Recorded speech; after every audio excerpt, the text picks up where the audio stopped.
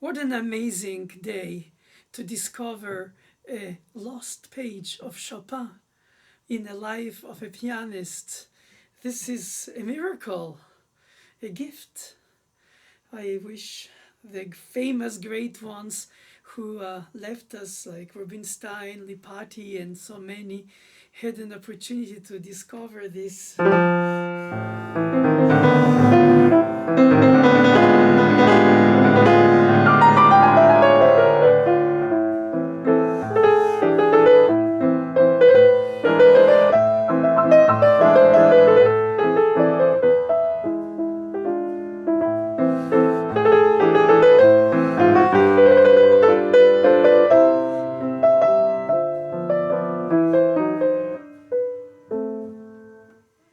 Isn't it amazing that few handwritten notes by Chopin on a paper miraculously found 2 centuries later almost is so actual, so real, so meaningful, beauty, brotherhood of musicianship for our colleagues to share with the audiences, a new child to take care of. I find this to be fascinating and so humbling, and at the same time enthusing while emotional. This A minor waltz reminds me of the one according to historians found in the library in Paris.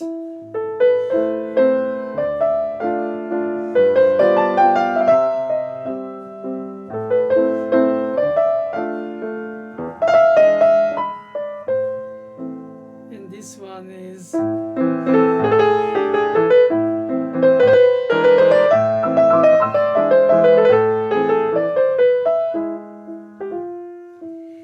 It's only one page, it's only the A section most likely, even if it's already all of Chopin in this page.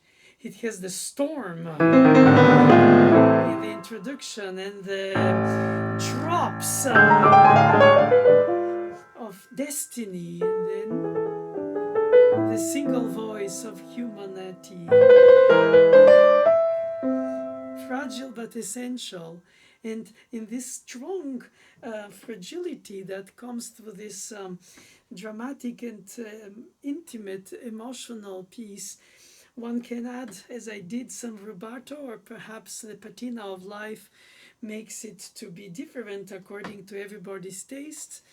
That is in the eye of the beholder, in the heart of the beholder. But I find it so emotional to be able to share this new page.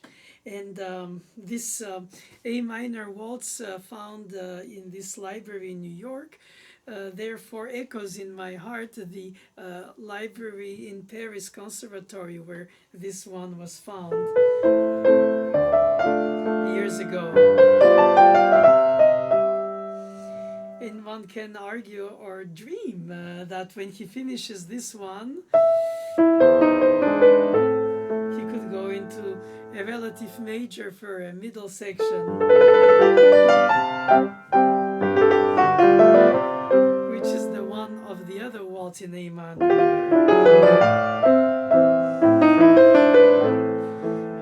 They seem to mirror each other, talk to each other, like twins had found themselves after time. Or we connect their destinies. And of course, it is tempting to improvise a melody and a second modulation for the B section that might have been or not needed for this one.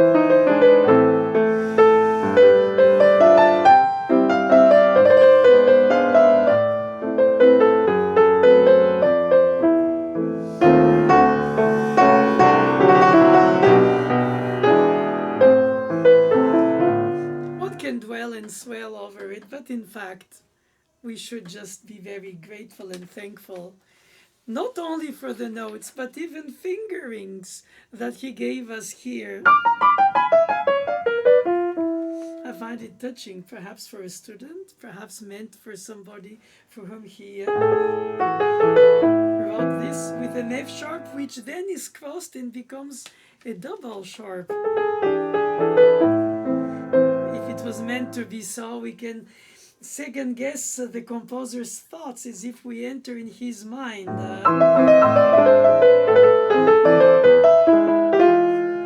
And the use of grace notes compared to triplet,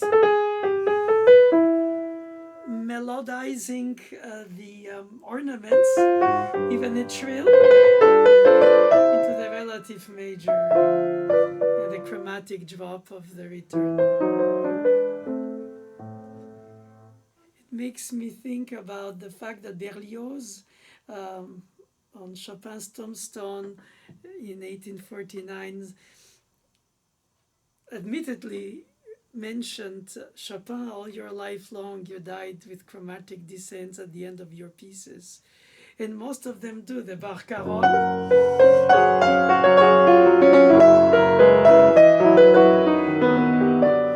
or even the get-go chromatically with the last mazurka.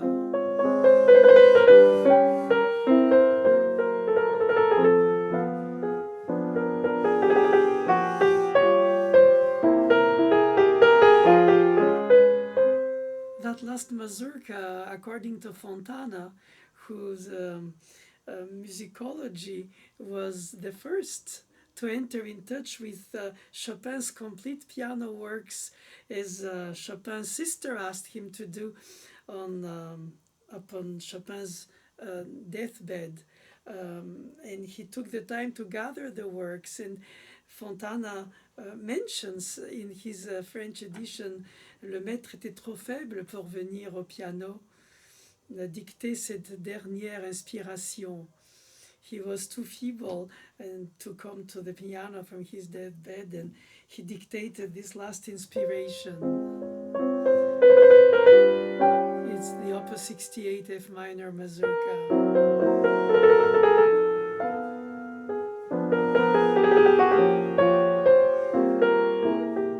There must have been a moment of eternity happening in Place Vendôme in Paris, 1849, when this last inspiration of the master, as Fontana says, was notated by him in the first published complete works of Chopin after his death. And one can say that one finds in Chopin whatever one needs for one's own soul food. It talks directly to our humanity, to our expression of devotion, drama, uplifting, expression of all the human repertoire of psyche. And it seems to be not so passé or contemporary in the sense contemporaries of the word, that is from the same time. It seems is timeless in its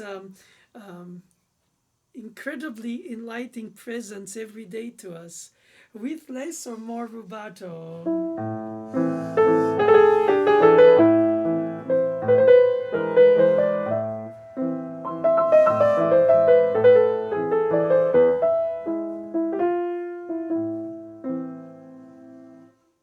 Thank you, Chopin.